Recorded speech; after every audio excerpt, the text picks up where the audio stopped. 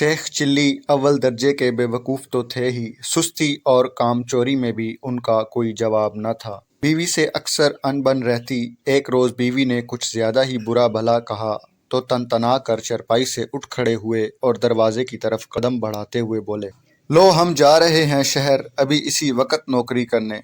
शहर कोई यहाँ रखा है, दिन भर का रास्ता है, बीच में खाओ पियोगे क्या? बीवी बोली, ज़रा ठहर जाओ, रोटियां पकाए देती हूँ।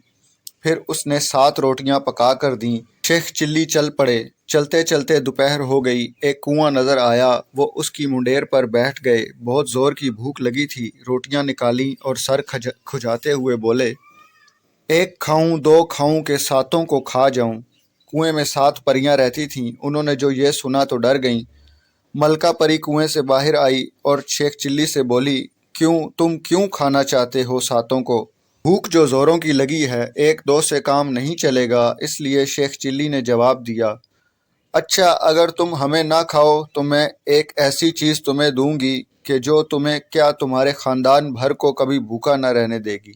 परी बोली और हाथ आसमान की तरफ बुलंद किया।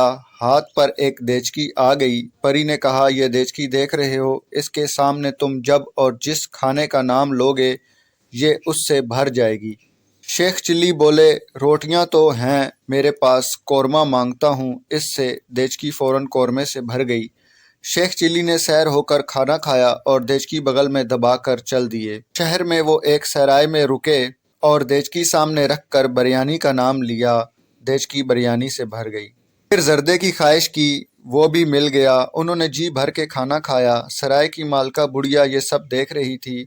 उसने शेख चिल्ली से देचकी के बारे में पूछा। उन्होंने साफ साफ बता दिया।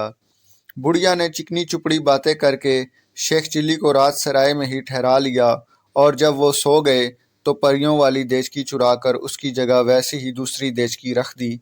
शेख चिल्ली नकली देचकी लिए घर पहुंचे और बीवी से बोले, देखो नेकबख्त, तुम्हारे लिए क्या लाया हूँ।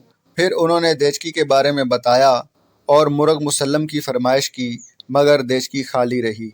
उन्होंने कहा और खानों के नाम लिए, मगर कुछ न हुआ। बीवी ने खूब मजाक उड़ाया। वो शेख चिल्ली की बात पर यकीन करने को तैयार न थी। आखिर शेख चिल्ली झुलाकर बोले, अच्छी बात है, कल मुझे रोटियां पका कर देना, मैं परियों के पास जाऊंगा और देचकी की शिकायत करूंगा। अगले रोज़ बीवी ने रोटियां पकाईं। शेख चिल्ली चल दिए। कुएं पर पहुंचकर बोले, 1 खाऊं, 2 खाऊं के 7 को खाऊं।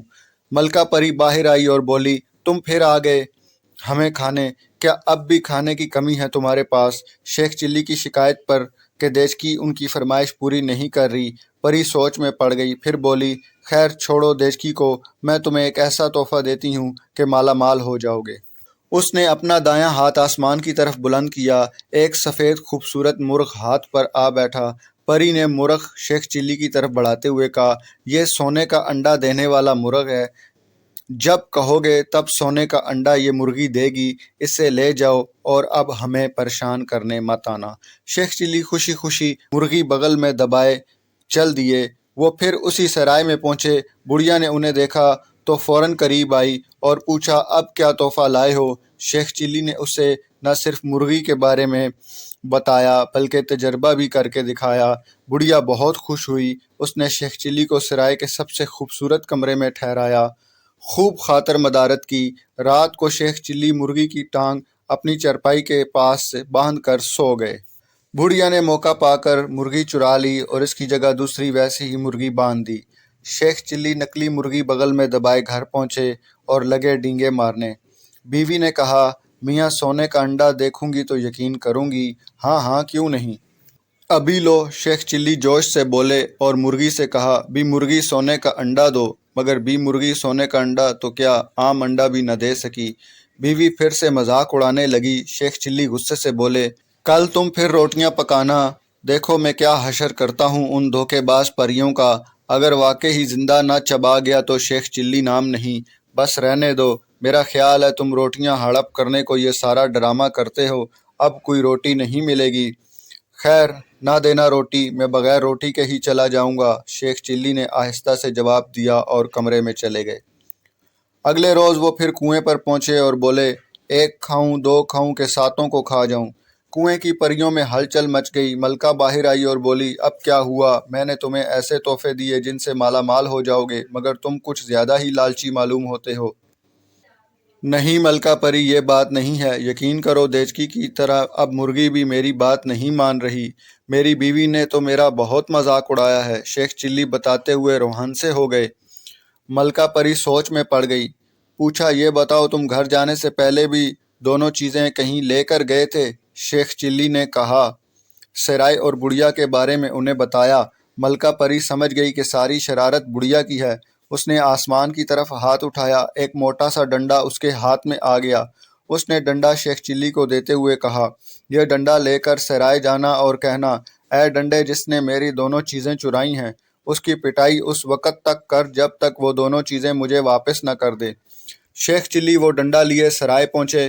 بڑھیا نے آگے بڑھ کر ان کا استقبال کیا اور پوچھا، آج پریوں نے کیا تحفہ دیا ہے؟ شیخ چلی بولے، یہ ڈنڈا، اور کہا ہے، اے ڈنڈے جس نے میری دونوں چیزیں چرائی ہیں، اس کی پٹائی اس وقت تک کر جب تک وہ دونوں چیزیں مجھے واپس نہ کر دے۔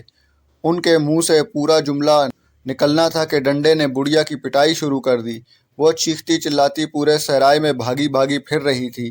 ڈنڈا بھی مسلسل پیچھے لگا تھا اور دھڑا دھڑ پٹائی کر رہا تھا، اور وہ تب ہی رکا جب بڑھیا نے دونوں چیزیں شیخ چلی کو واپس کر دیں۔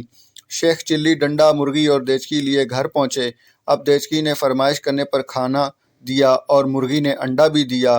دونوں میاں بیوی مالا مال ہو گئے اور عیش و آرام سے رہنے لگے، مگر وہ اپنا برا وقت کبھی نہ بھولے، ہمیشہ غریبوں اور حقداروں کی دل کھول کر مدد کرتے رہتے۔